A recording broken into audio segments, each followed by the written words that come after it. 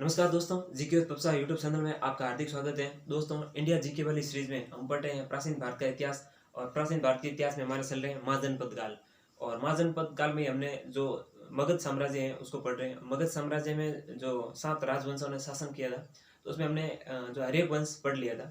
तो हम ये कहेंगे, तो कल हमने हर्यक वंश पढ़ा था। और हर्यक वंश के जो अंतिम शासक थे नागदशक। तो नागदशक इसकी हत्या करके शिशुनाग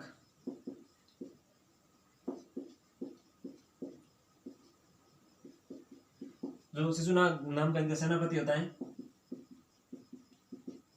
नागदशक का, वो इसकी हत्या करके जो है मगध पे एक नए वंश की स्थापना कर देता है और उसका नाम होता है शिशुनाग वंश।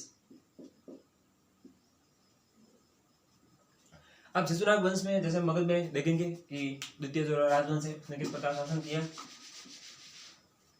तो यहाँ हम थोड़ा सा मगध का नक्शा बना लेते हैं, मैप बना लेते हैं, यानी कि वही भारत का मैप है।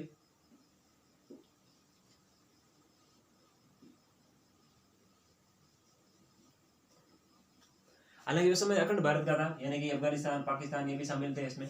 और ये जो भी चीन का, ये नेपाल भूटान, ये हमारे जो या म्यांमार हो गया, बांग्लादेश, ये श्रीलंका, ये जो एक तरीके से अखंड भारत था उस समय का।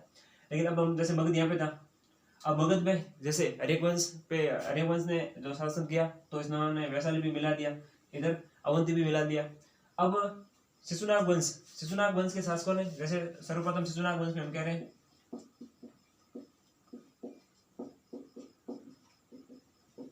तो शिशुनाग वंश का प्रथम शासक था वो शिशुनाग ही था।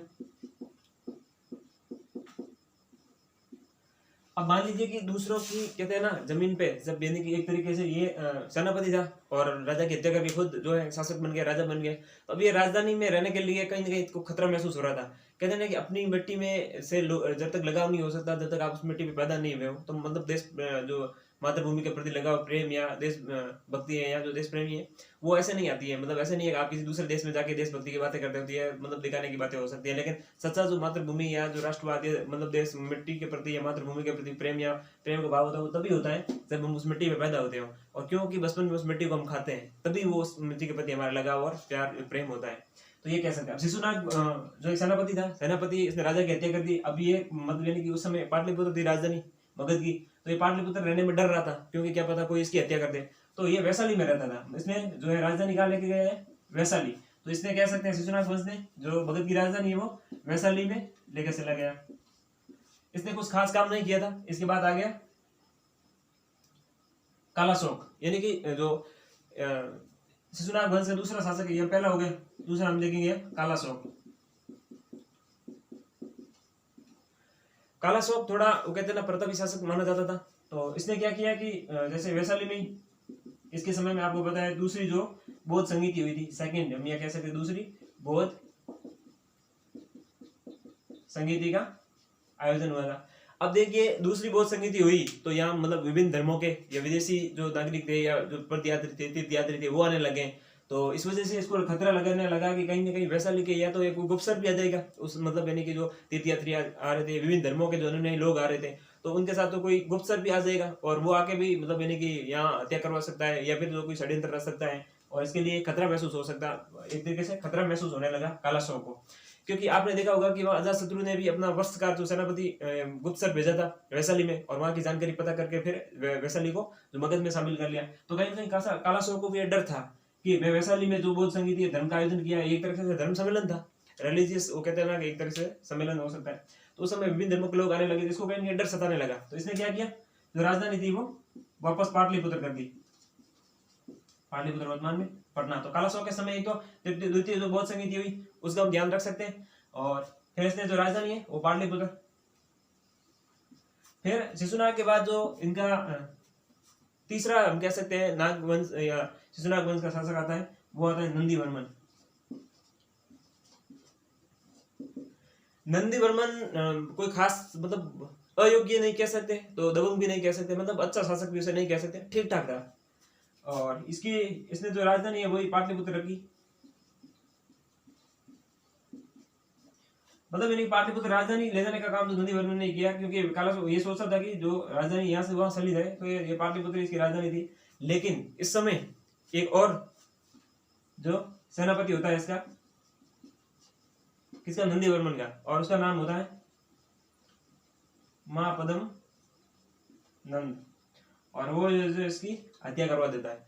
अब इसकी हत्या के अलग अलग कहानियां हैं, मतलब ये कोई तो कहता है कि इसको सेनापति बना दिया और इसी ने ही इसकी हत्या कर दी, जिस प्रकार शिशुनाग जो है नागदशक की हत्या की थी रेख वंश के शासक की, उसी प्रकार शिशुनाग वंश की जो शासक थे नंदीवर्मन, इसकी हत्या कर दी महापद्म नंद ने, और जो है मगध पे नंद वंश की स्थापना कर दी। लेकिन इसमें 2-3 कहानियां मानी जाती हैं। इसमें ऐसा बात है कि नंदीवर्मन की जो पत्नी थी, मतलब जो रानी थी, उसको क्या है कि महापद्म नंद पसंद आ गए, मतलब इतना ये खूबसूरत था महापद्म नंद, तो कहीं ना कहीं मतलब पसंद आ गए, प्यार आगे, बात बहुत आगे चली गई।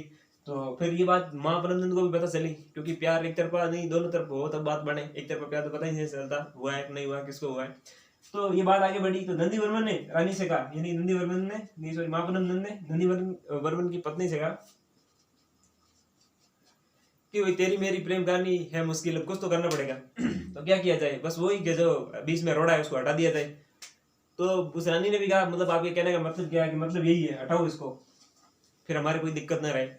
अब रानी जो नंदीवर्मन की पत्नी थी, वो तो उसको मतलब यानी कि महापद्म नंद चाहिए था, और महापद्म नंद को जो मगध साम्राज्य चाहिए था, यानी कि मगध चाहिए था उसको, पाटलिपुत्र पे वो शासक बन सके।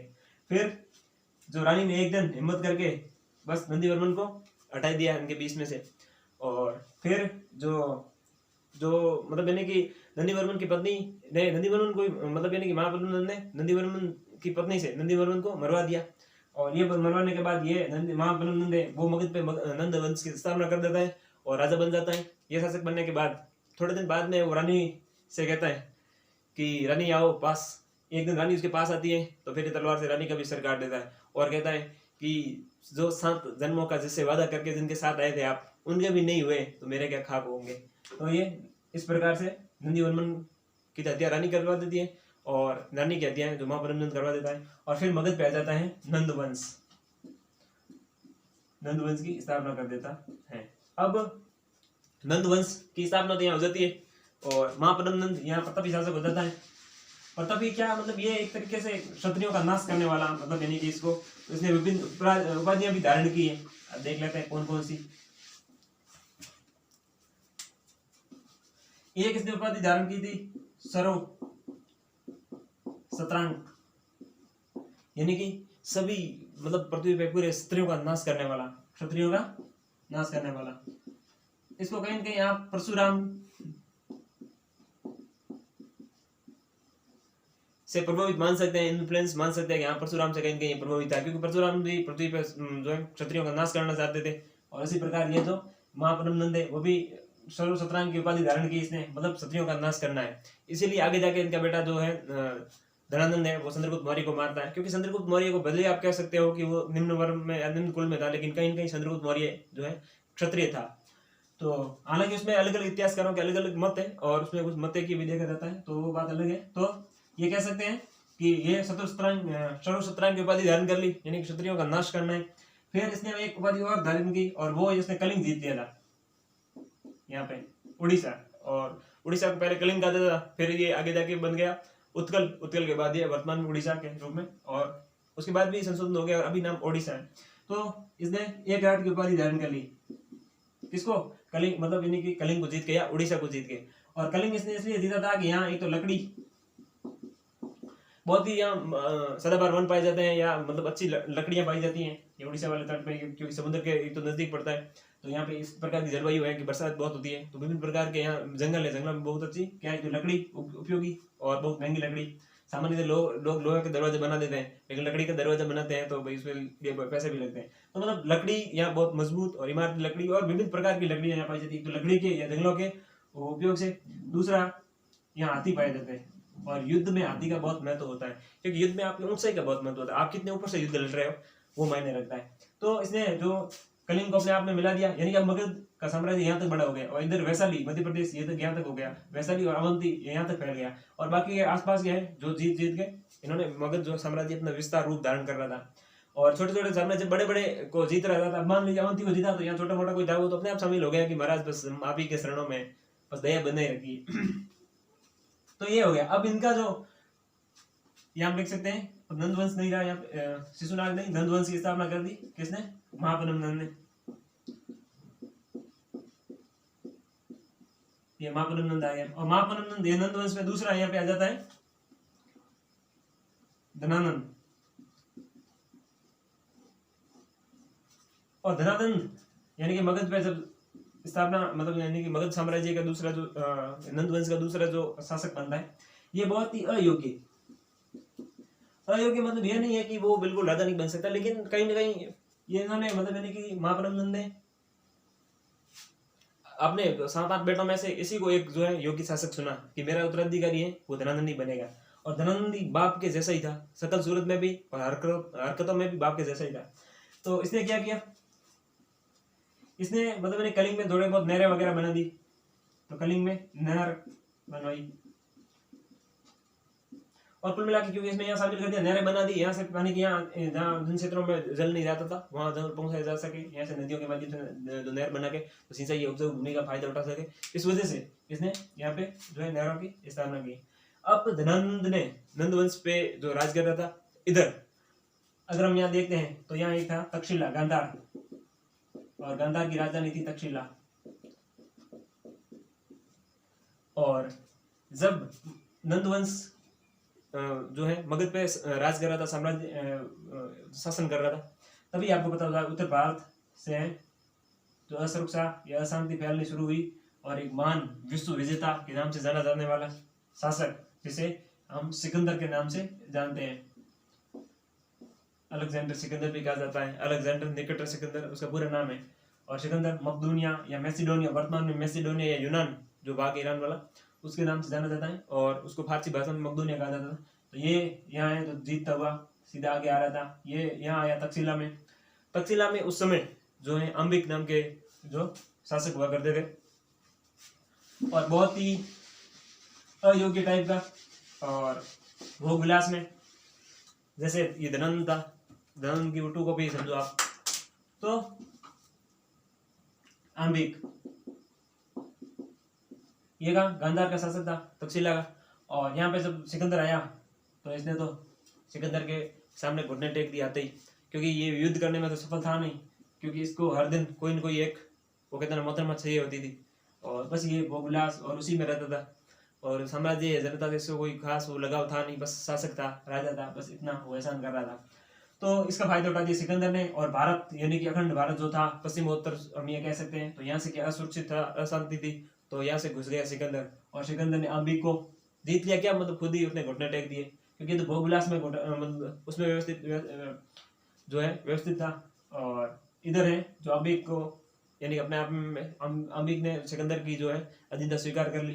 फिर अंबिक यहाँ, अब अंबिक के बारे में कहा जाता है ये प्रथम देशद्रोही शासक था। क्यों कह सकते हैं प्रथम देशद्रोही? क्योंकि अंबिक ने ही कहा है कि सिकंदर को अब आगे बढ़िए, हम आपका साथ देते हैं, सहयोग करते हैं। सिकंदर का सहयोग किया किसने? अंबिक ने। अब एक बात ये भी है कि सिकंदर ने कहा भाई देख ले, ये तो मार देंगे तुझे या फिर हमारा सहयोग कर, दो ही बातें होती हैं, तुझे जिंदा इसलिए तो रखा है, बाकी हम तो जीतते आ रहे हैं दुनिया को, तो तू क्या बड़ी चीज या तू क्या कोई बड़ी बात है। तो कहीं कहीं अपनी जान बचाने के लिए भी। दूसरी बात है कि शायद इसने अगर ये कहता कि भाई आगे कहीं मुझे जानकारी नहीं है, जो भी है वो भी हो सकता था, लेकिन इसने तो पूरे राज खोल दिए।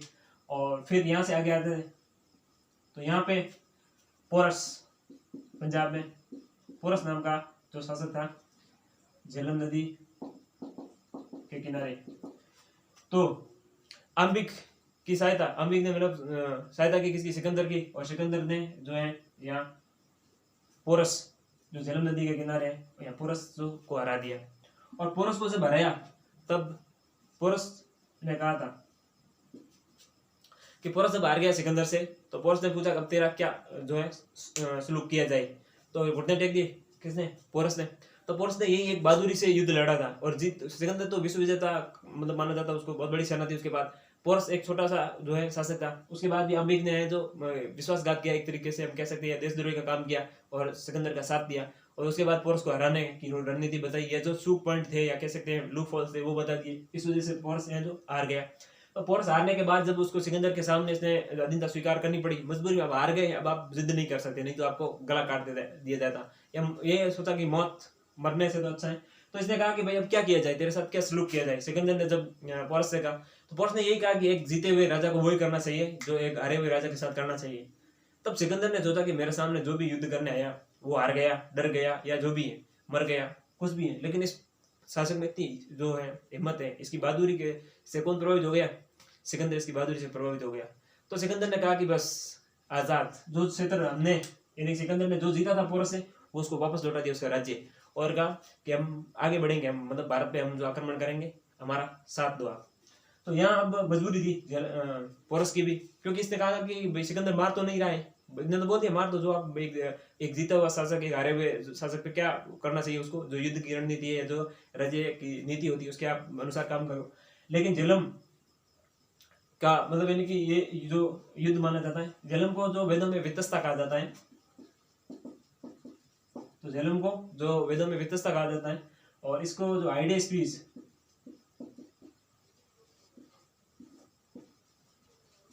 हाइडेस्पिस का युद्ध भी कहा जाता है, युद्ध के नाम से जाना जाता है, क्योंकि सिकंदर के पास बहुत बड़ी सेना थी, और दूसरी बात है पोरस बहुत छोटा जो है राज्य था, छोटा सा साम्राज्य, और सिकंदर ने उसको जीता। तो कहीं ना कहीं ये माना जाता है कि बहुत बड़े शासक के सामने एक छोटा सा शासक मतलब यानी कि जीत गया उसको। तो इसको जो यूनानी भाषा में इसको हाइडेस्पिस का युद्ध कहते हैं, यूनानी भाषा में आप कह सकते हैं, यूनानी भाषा में।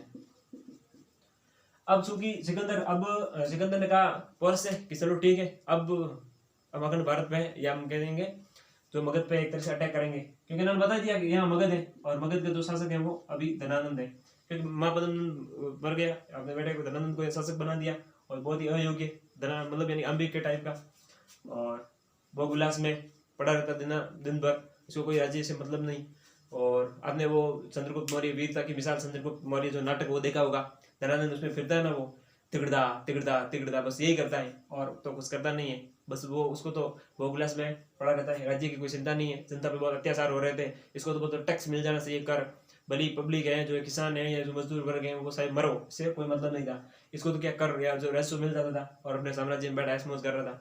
लेकिन इसी का फायदा उठाते हुए सिकंदर जैसे जो यूसुफ विजेता है, या कह सकते हैं बागरी आक्रांता, वो भारत में घुस रहे थे। अब चूंकि अखंड भारत में तो कौन सिकंदर की विजय हो गई, ये सिकंदर घुस गया था, लेकिन अब यहाँ एक जो कह सकते हैं आचार्य चाणक्य के नाम के गुरु है पंडित, वो तक्षशिला के क्या थे, तक्षशिला विश्वविद्यालय के थे, मतलब यानी आचार्य थे, और उनको कहीं ना कहीं ऐसा महसूस हुआ, युद्ध शास्त्र में भी वो अर्थशास्त्र के भी कहता थे, और चाणक्य की जो पुस्तक है अर्थशास्त्र वो राजनीतिक विज्ञान से मतलब उसकी जो विषय वस्तु राजनीति है, तो उनको कहीं ना कहीं ऐसा महसूस होने लगा कि अब भारत पे है जो है कहीं ना कहीं काले बादल मंडरा रहे हैं, और भारत भूमि पे क्यों, क्योंकि सिकंदर है जो कहाँ तक्षशिला तक आ गया, और यहाँ पोरस तक आ गया। इससे पहले ही जब चाणक्य जाते हैं धनानंद के पास, और धनानंद के पास जाके ये कहते हैं कि महाराज भारत पे विपत्ति आने वाली है, मतलब यानी कि संकट के बादल मंडरा रहे हैं, आप कुछ एक्शन लीजिए, कुछ कीजिए, पूर्व में कुछ तैयारी कीजिए, सिकंदर जो है यहाँ तक पहुंच गया है, यानी कि तक्षशिला तक आ गया है। तब धनानंद तो टुन हुआ था, पैक वैक लगाया अपने मस्त मौज में, एक तरह से कहते हैं भोगविलास में डूबा हुआ था, सांसारिक मोह माया में मतलब भोगविलास प्रवृत्तियों में डूबा हुआ था। तो उसने कहा मूर्ख ब्राह्मण, जो मगधपति महाराज धनानंद को शिक्षा देने आया है तू। और इसी प्रकार उन्होंने यहाँ धनानंद मतलब यानी कि चाणक्य को बेइज्जती करके यहाँ से भगा दिया जाता है, और चाणक्य की छोटी पकड़ के खींचते हैं ये, और छोटी की शिका खुल जाती है, क्योंकि ब्राह्मण लोग हैं जो अपनी शिका बांधे हुए रखते हैं। लेकिन जब इन्होंने यहाँ से चाणक्य का अपमान किया तो उनकी जो उनको पटका और छोटी झेल के खींची, तो उनकी शिका है जो एक तरह से बिखर गई। तब आचार्य चाणक्य एक प्रण लेते हैं, और प्रण इस प्रकार लेते हैं कि धनानंद जब तक तेरा विनाश नहीं कर दूं तब तक मैं अपनी सोटी नहीं बांधूंगा या अपनी शिखा नहीं बांधूंगा। और कहा जाता है ऐसा ही हुआ, और महापद्मनंद के बाद जो नंद वंश के शासक होते हैं धनानंद, इनका सर्वनाश करके, और नंदों के बाद यह एक मौर्य वंश की स्थापना होती है, और मौर्य वंश धनानंद का पतन करके मौर्य वंश की स्थापना करते हैं चंद्रगुप्त मौर्य। अब चंद्रगुप्त मौर्य वंश हम कल पढ़ेंगे। आज हम थोड़ा ये देख लेते हैं कि जैसे यहाँ पोरस ने अब जो पोरस युद्ध हार गया था सिकंदर से, तो सिकंदर की पत्नी का नाम था रक्सोना। तो रक्सोना को ये जब घटना का पता चला कि अच्छा इतना बहादुर शासक जो सिकंदर से पहली बार मतलब इस प्रकार इस तेवर से बात की है कि जो एक मतलब जीता हुआ शासक हारे हुए शासक के साथ जो व्यवहार करता है आप वो करिए, मतलब इतनी हिम्मत उसमें कैसे आई। तो ये भी काफी उसको देखने के बाद मतलब मैंने कि तो रक्सौना का भी मन हुआ कैसे भी करके उसे मिलने का, भी ऐसा कौन शासक है तो उनसे जरूर मिला जाए कि भाई सिकंदर से, वो सिकंदर की पत्नी होने के नाते उसने ऐसा फरमान किया और सिकंदर से कहा मुझे मिलना है। तो जो पोरस से कौन मिलती है, सिकंदर की पत्नी मिलती है रक्सौना। और फिर वो अब एक तरीके से क्या हो गया, ये तो अंधस्वार कर जो है स्वीकार कर ली। तो पोरस ने यानी कि सिकंदर की पत्नी रक्सौना ने पोरस को अपना जो है राखी का भाई मान लिया और राखी बांध दी। किसने? रक्सौना ने, यानी सिकंदर की पत्नी ने। तो अब पोरस क्या हो गया, सिकंदर का एक तरीके से ये साला हो गया। और अब साला का धर्म है कि भाई बने के साथ अब कैसे विश्वासघात किया जाए, भले ही वो कहते हैं ना, और विश्वासघात करके भी क्या कर लेंगे, क्योंकि वो तो बहुत बड़ा एक तरीके से विश्व विजेता माना जाता है सिकंदर मोहन, जो उसकी तो व्याख्या है या ज्ञाता है। तो कहीं कहीं इसको ऐसा लगने लगा। और सिकंदर भी कहीं कहीं ये सोचता था कि भाई मैं तो युद्ध में बिजी रहूंगा, पता नहीं कब कौन व्हाट्सअप नंबर ले इधर उधर कुछ हेराफेरी कर ले, मैं तो युद्ध में बिजी रहूंगा और पता नहीं पीछे क्या हो जाए। तो इन चीजों को भी उसको सुरक्षा की कहीं की जरूरत थी। तो ये काम एक अच्छा लगा कि बस राखी बांध दे, भाई बना ले, तो एक दूसरे जो है संबंध भी यहाँ बन जाएंगे। और दूसरी बात है कि अधीनता तो इसने स्वीकार कर ही रखी है, तो कैसे भी करके हमने जो संबंधों की जो सुरक्षा है उस रणनीति को भी, मतलब युद्ध नीति के जो नियम है वो संबंधों की नीति में भी लागू कर लिए और यहाँ से फॉलो करते हुए वो आगे बढ़ा। तो इस प्रकार भी माना जाता है कि इसने अपना जो भाई बना लिया, मतलब पोरस को, सिकंदर की पत्नी ने। तो फिर ये आगे बढ़ने में तो ये कहीं कहीं अपने जो पीछे संबंधों का भी ध्यान रखता था, नहीं तो युद्ध में बिजी रहे और फिर कुछ और ही सरप्राइज मिल जाएगा। तो इन चीजों का भी ध्यान रखता था। तो कल से हम पढ़ेंगे नंदवंश, सॉरी मौर्य वंश, और महापद्म नंद की जो कल हम जो पूरा पढ़ेंगे महापद्म नंद को किस प्रकार या धनानंद को किस प्रकार हराते हैं चंद्रगुप्त मौर्य, और उसके बाद हम पढ़ेंगे जो हमारा मौर्य वंश। तो इसमें आज हमने देखा कि जो मगध पे है, दूसरा जो हमने राजवंश पढ़ा, कल हमने हरिक वंश पढ़ा था, आज शिशुनाग वंश पढ़ा है। और शिशुनाग वंश के साथ ही हमने जो नंद वंश को भी देख लिया है, काफी कुछ थोड़ा बहुत है, कल उसको देख लेंगे। और उसके बाद हम शुरू करेंगे अगले जो हमारे मगध पे अब नए वंश की स्थापना हो जाएगी, मौर्य वंश की। और चंद्रगुप्त मौर्य जो अखंड भारत के सम्राट माने जाते हैं, कहते हैं सिकंदर को भी हरा दिया उसने, कहते हैं सिकंदर विश्व विजेता था। तो हम ये तो सिकंदर चलो विश्व विजेता था, लेकिन चंद्रगुप्त मौर्य भी कम नहीं था, क्योंकि उसने सिकंदर को हराया था एक तरीके से हम कह सकते हैं। तो हम आज ही देख लेते हैं, चलो इसमें थोड़ा और कि अब थोड़ा सा पार्ट बचा हुआ है हमारे मौर्य इसमें जो नंद वंश का, और साथ ही सिकंदर की भारत विजय, ये भी देख लेते हैं। तो सिकंदर जैसे यहाँ तक पहुंच गया था,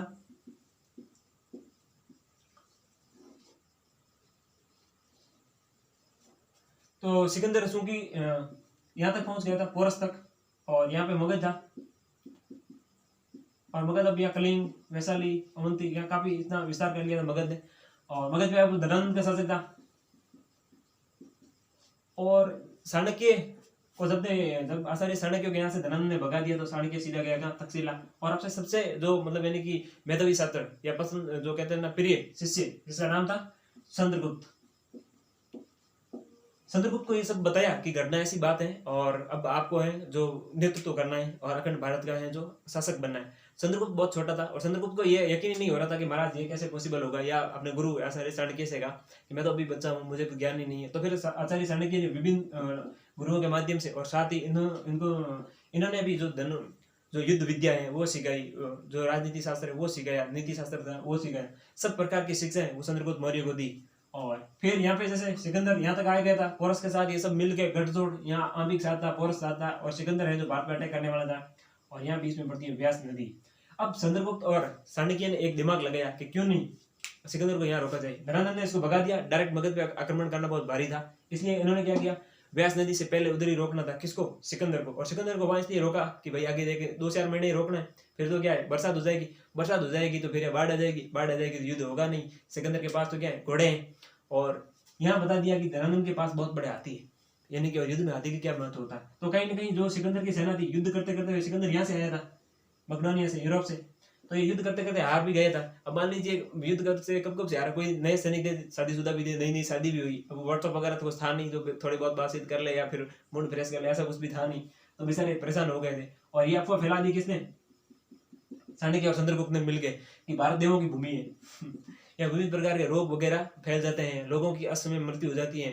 मतलब अगर भारत भूमि पे इतने दवाओं का प्रकोप है, अगर किसी ने भी यहाँ मतलब यानी कि पैर भी रखा तो वो विभिन्न प्रकार की बीमारियों से ग्रस्त हो जाएंगे और विभिन्न प्रकार की जो बीमारियों से इनकी मृत्यु हो जाती है। तो कहीं न कहीं जो है चंद्रगुप्त जो हम कह सकते हैं सिकंदर की सेना में भय बैठ गया कि भारत सच में देवों की भूमि है। और इसी का फायदा उठाते हुए चंद्रगुप्त और चाणक्य जो सिकंदर के से मिलने जाते हैं, उनको थोड़ी पता था यही चाणक्य और सिकंदर जो ऐसा षड्यंत्र रचते, ये तो धनानंद के भरोसे बैठे थे सिकंदर और सिकंदर की सेना। तो इन्होंने जाके बोल दिया सिकंदर को और सिकंदर की सेना में कि ये भारत देवों की भूमि है या विभिन्न प्रकार की ये जो घटनाएं उन्होंने बताई थी और साथ ही अफवाह फैला दी, डर पैदा कर दिया।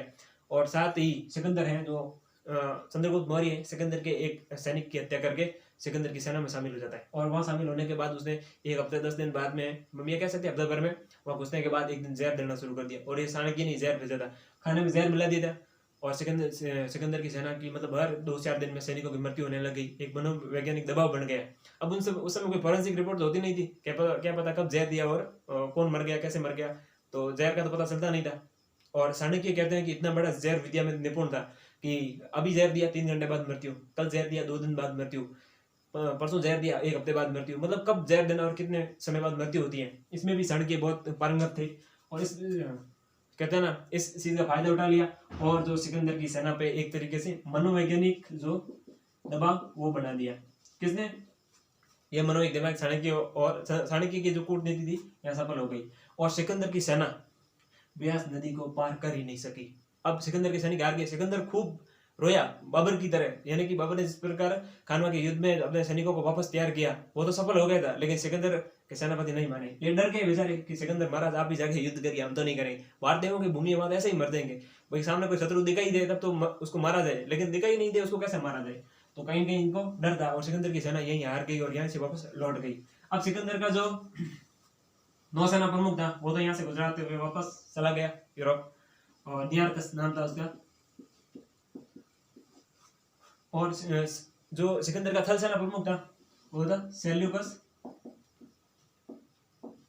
निकेटर। वो वापस तो जा रहा था, लेकिन उसके डाउट था कि ऐसा तो नहीं हो सकता है कि भारत ऐसी कैसी देवों की भूमि है, वहां तो ये व्यास नदी में पानी आ गया इसलिए यहाँ बाढ़ का मौसम हो गया, सिकंदर की सेना आगे बढ़ी नहीं, वहां से वापस भागी। और दूसरा ये भी बता दिया कि धनंद के पास बहुत बड़े बड़े हाथी है, और हाथी और युद्ध में हाथी मतलब ऊंचाई का बहुत महत्व होता है। तो ये लोग भी डर गए। और सिकंदर, ये जो सेल्यूकस निकेटर था, इसको हाथी चाहिए थे। ये भी आता है सिकंदर से या चाणक्य से जो युद्ध नहीं, चंद्रगुप्त मौर्य से जो युद्ध करता है वो सेल्यूकस निकेटर कहता है। सिकंदर और चाणक्य एक तरह से ये कह सकते हैं कि लड़ाई सिकंदर और चाणक्य के बीच से होती है। मतलब वो शायद मनोवैज्ञानिक रूप से हो या फिर वैचारिक रूप से हो, क्योंकि चाणक्य चंद्रगुप्त और सिकंदर है वो आमने सामने नहीं आते। तो इस लड़ाई में क्या है कि यहाँ सिकंदर की सेना हार कर वापस लौट जाती है। सिकंदर की सेना तो यहाँ लौट जाती है और इस चीज का फायदा उठाते चंद्रगुप्त और जो चाणक्य है, चंद्रगुप्त और चाणक्य ने दोनों ने मिलकर यहाँ अटैक किया। किस पे? धनानंद पे।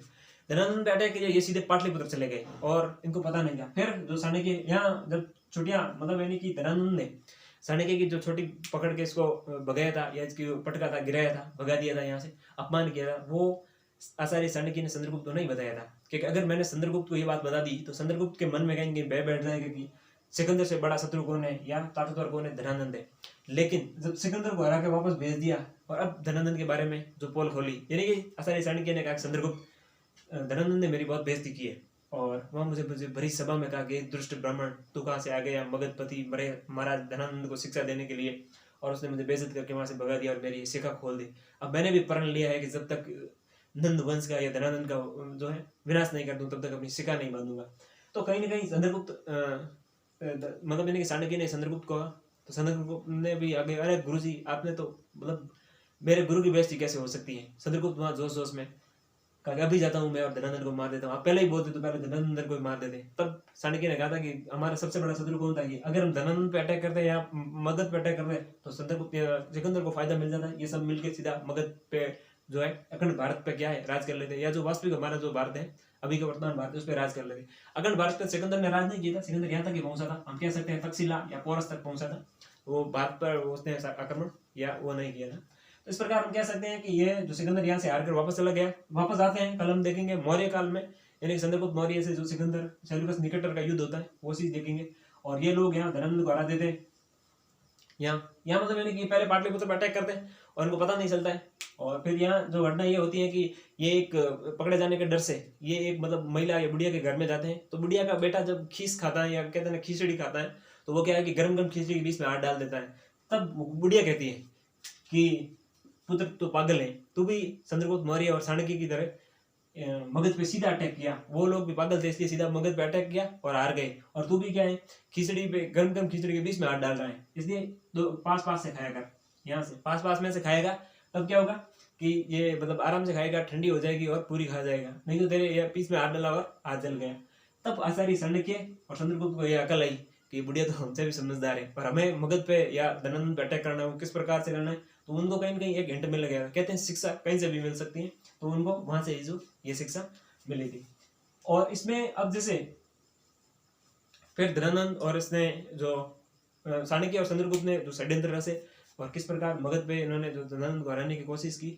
और इसमें भी अभी धनानंद बहुत अयोग्य और कहते हैं ना कि वो कहते हैं मतलब यानी कि अयोग्य शासक था, भोगविलास में डूबा हुआ रहता था। इसकी खुद की पुत्री थी दुर्धरा, वो भी इसको पसंद नहीं करती थी, और दुर्धरा को मतलब यानी कि चंद्रगुप्त मौर्य से प्रेम हो जाता है, चंद्रगुप्त मौर्य को भी दुर्धरा से प्रेम हो जाता है। तो ये कहानी भी हम कल देखेंगे, कल मौर्य वंश पढ़ेंगे। नंद वंश लगभग यहाँ खत्म हो जाएगा, धनानंद को कल चंद्रगुप्त मौर्य है वो किस प्रकार हराते हैं और मगध पे स्थापना करते हैं। सिकंदर यहाँ के वापस लौट रहा है, लेकिन वापस आएगा चंद्रगुप्त मौर्य के समय या कौन सेल्यूकस निकटर, उसको भी देखेंगे। तो उम्मीद करते हैं आज मगध साम्राज्य में आपने कल शिशुनाग वंश और उसके बाद में नंद वंश की लगभग पढ़ लिया, 2 वंश और भी पढ़ लिया आज हमने। इस प्रकार हम जो नंद या जो मगध पे जितने शासकों ने शासन किया वो भी पढ़ेंगे। तो उम्मीद करता हूँ हिस्ट्री में कुछ चीज़ें आपको या थोड़ी आसान लगी होगी हिस्ट्री, या कुछ चीज़ें समझ में आने लगी होगी। और अगर हमारा ये प्रयास या हमारा वीडियो पसंद आए तो उसको लाइक करिए, शेयर कीजिए, कमेंट कीजिए और चैनल को सब्सक्राइब कीजिए। धन्यवाद।